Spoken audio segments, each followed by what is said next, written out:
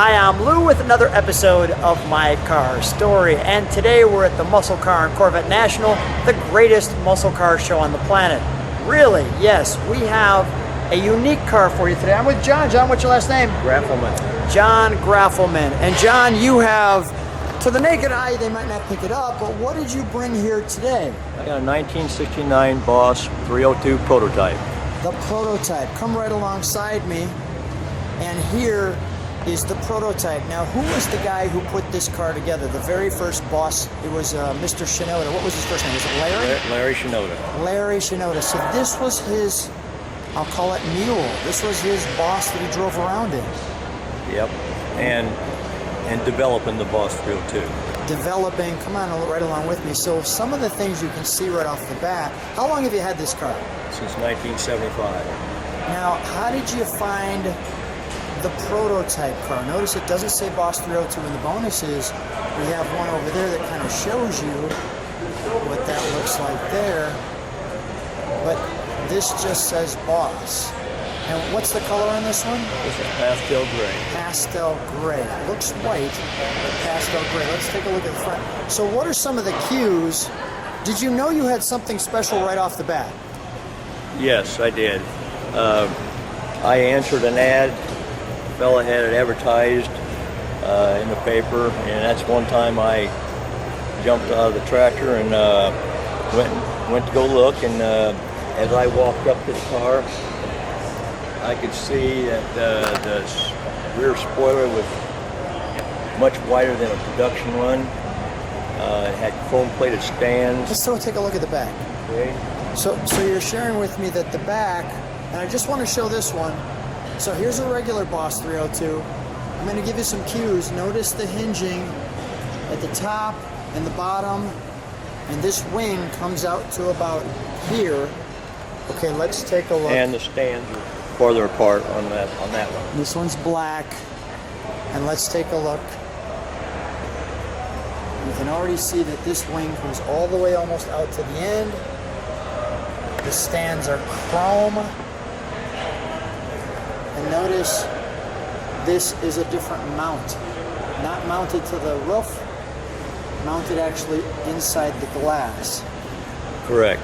The production ones have a roof-mounted hinge, and the whole slat moves up, and it's got a latch that goes over off the body.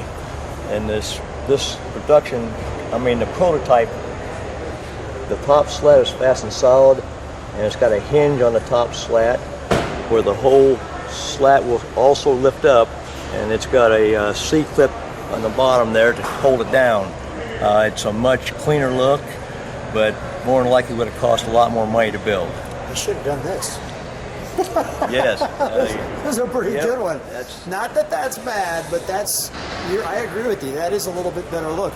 And I'm also noticing that the exhaust comes out in a different spot.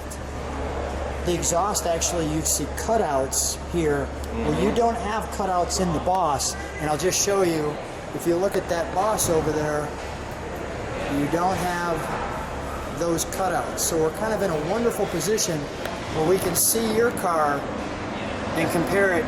So all of those little cues on the Shinoda Boss. Can we open up the trunk?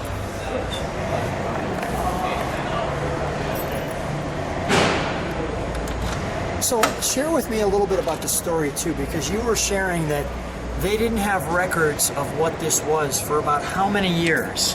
Well, they had records, but they never had them stored at Ford where they're supposed to been. So it took about 5 years. Two different people at Ford was trying to find it, and it was almost 5 years. They called me up finally and said they had found everything about the car, but and they were so fortunate, but it wasn't where it was supposed to be. So that would tell the story what this car actually was. How was that moment when they finally told you that this was the prototype? How did you react? Well, it almost brings tears to your eyes. It was just a big shock. I knew it was special when I bought the car, but I didn't know how special. And anybody that knows me over the years knows that we called this our special edition Mustang. And many editors over the years afterwards, they phrased it as, I called it my special edition Mustang, but really didn't know how special it was. And then you got the call. I got the call, yeah, and then when I got the call, and I hurried up and told the family what the whole story on it. And, Did everybody Yahoo? Yep, they was all, and I believe my mother-in-law, she said, can't be. And I said, yeah, it is.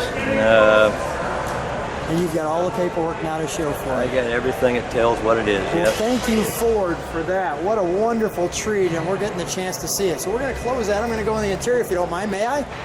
Yep. Okay, thank you. So, one of the things with the car is it hasn't been started in a long, long time. So, unfortunately, we're not going to be able to hear it. But some of these numbers here make the difference as well. And you can see the interior of the car. And as Oh, that's a different steering wheel. myself, as I was doing research on Yeah. this car over the previous, before I found out what it was, one day I was thinking about what would LB stand for? Now, where do you see LB? In the center ring there. All right. Oh, go ahead. And then on the one spoke, it's got a real fancy one stamped in it. Where's that fancy one? Let me jump in. Where's your one here? Oh, is it here? Yep. Okay. And I was thinking that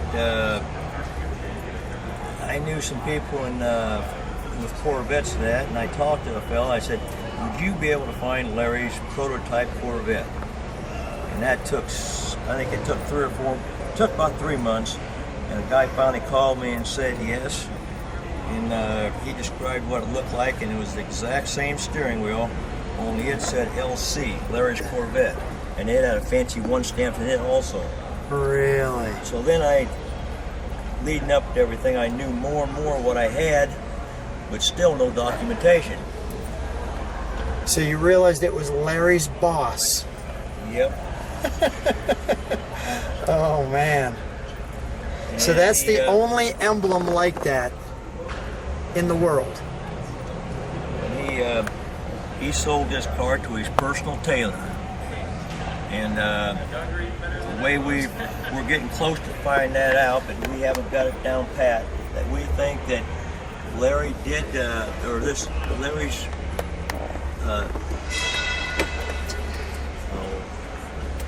the man, the famous tailor, we think that he took this, he went to Peoria and heard of a prominent tailor job there, and that's how the car got to Peoria.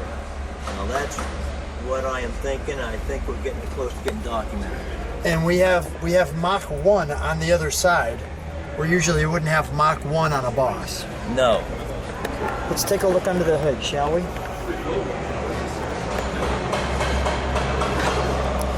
You know, I had heard about this car. I just never had met the caretaker, so I'm really glad that we're getting the chance to talk and share the story. I think you had this car here one other time, but I wasn't able to find you.